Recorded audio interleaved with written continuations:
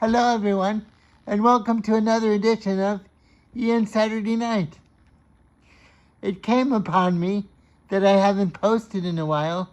I can only say that I haven't.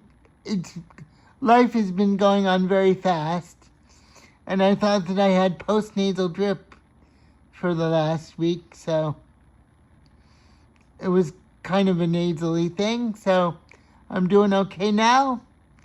And I just feel that life is going on very fast.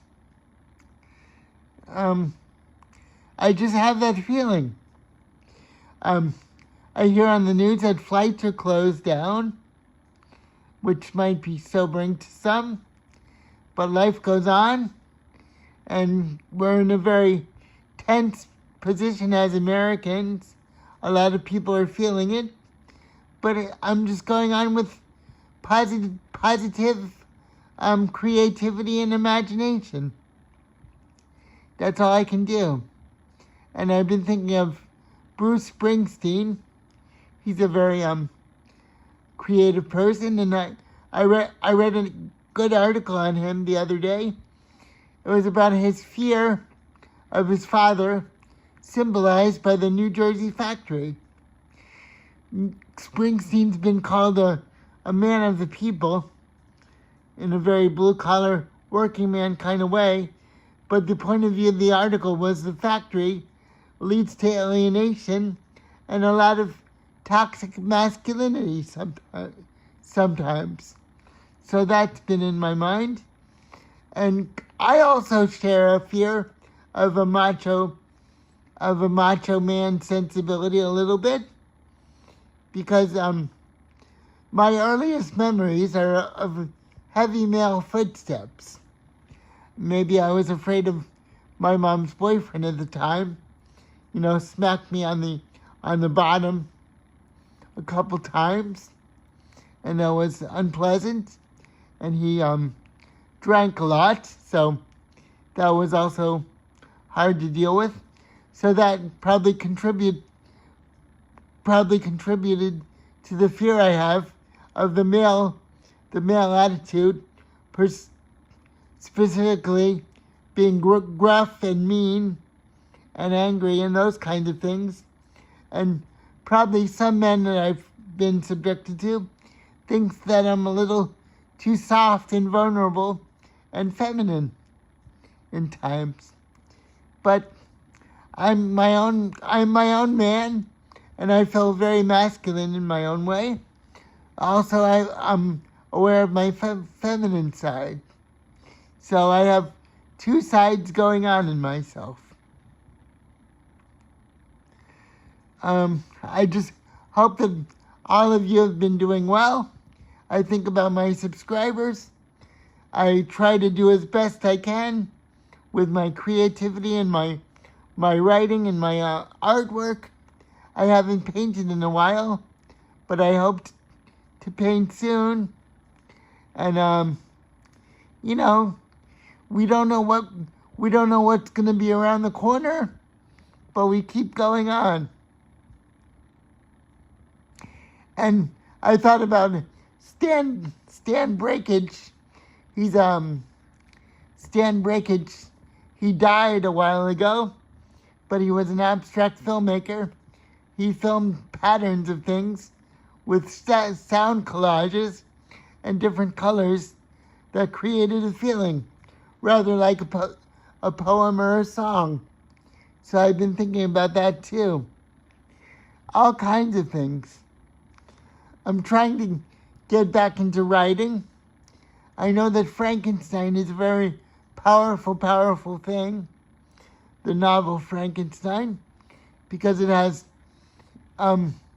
things about alienation, which I'm always concerned about, alienation and feelings of being isolated, and also the male problem these days that I hear about. A lot of males are isolated these days. Maybe they feel some kind of rage inside. A kind of a gentle rage. Is a little bit healthy, I feel, because it leads to rebellion and new ways of thinking. You have to kind of worry about the rage on high volume because it might lead to violence and those kinds of things. But maybe that I have no grounds to talk about it. But I realize that, so we all might feel feelings of bitterness at times during the cards that we've been dealt in life. But these kinds of things are transient, and I don't think they're really important in the long range of things. But they also can lead to a lot of pain, and pain is very important. Pain as well as joy, they're also very important things. I don't know why I'm talking about this necessarily, but I guess I was talking about Bruce Springsteen, and that gave rise to all different things.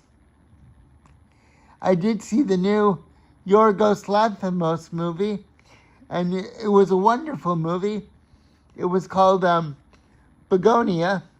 It's wonderful. It touches on a lot of things. The idea of the male to control things in society, and also alien encounters and those kinds of things. So it had a lot of things going on. I don't want to tell everybody about it because you should just see it for yourself. It touched on a lot of things in popular culture and what we're going through.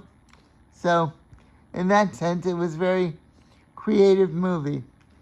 Yorgos Lanthimos is a surrealist, and I'm also very fond of surrealism. Surrealism is part of me. I feel a kinship with Bruce Springsteen. I'm also from New Jersey, but we come from different environments. But reading that article today, I feel kinship with him, a shared fear of strong, violent masculinity. I can say that. So, in a sense, he was scared of his father, and I've been scared of some boyfriends that I've come across with, other people's boyfriends, people that I've come across that were very violent, a little violent towards me in voice as well as action. But I've never been, not an abusive situation, except for a fear and a smack on the bottom. That was a boyfriend my mom had at the time. We didn't get along very well, so I share that fear of an aggressive male. I do have the fear of an aggressive male. So, and I do feel that guns, on some level, point to the phallic symbol, but that's another discussion for Camille Paglia. Some of you might know Camille Paglia. She's a cultural commentator. Her most famous book was Sexual Personae, and I recommend it heartily. I read the book when I was about 35 or 30 years old, and I read the book in 3 sittings. I devoured that book.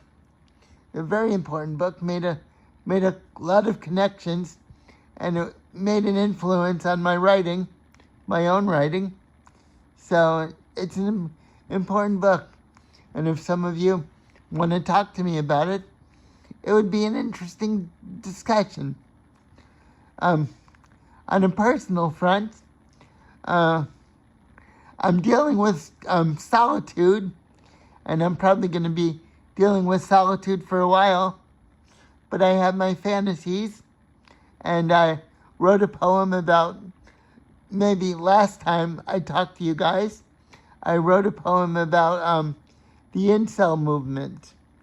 I don't think of myself as an incel person, but it has its bearing upon me, and I know about it, and it has an influence upon me. And so I see it all as surrealistic and existential, I guess. And I realize I've been talking in a forceful tone. I don't mean to do that. And those of you that know my video blog, I don't always mean to do that, but things that I'm passionate about, and my cerebral palsy, kind of is if I can describe my cerebral palsy, I would say it's a total muscular event upon my body. And when I speak passionately, it throws my voice very forcefully around.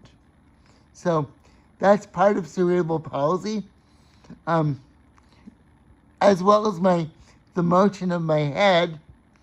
I can speak very clearly, but when I talk, I get very passionate, and it throws my voice around along with my head. It's kind of a dance.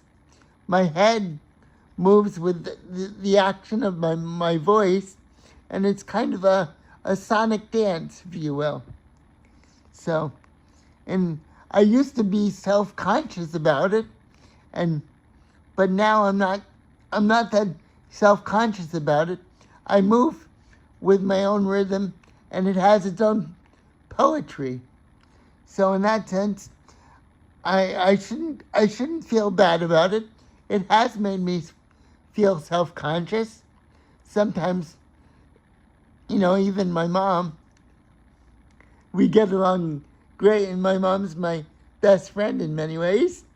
But I know the motions of my head, when I get very emotional and upset, it throws my body into a human coil, a human slinky, and it even surprises my mom. So I know that I have that tendency, but my life is a bodily experience, and it's only for a short time.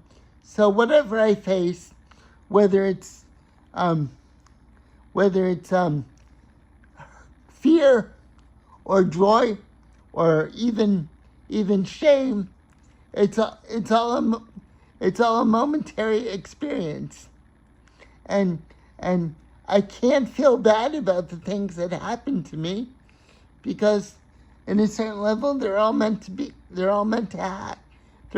happen. I feel this is what I've talked about again and again with you guys. I feel that whatever happens is meant to happen, and we think we can control things, but we really can't. It's up to the universe, and it's up to our brain patterns in our head. So in that sense, we have less free will than we think we do. So okay, everybody. It's great to talk with you guys again, and I'll talk to you soon. Thanks for tuning in. This has been Ian Saturday Night, and I'll probably see you next week. Bye, everybody.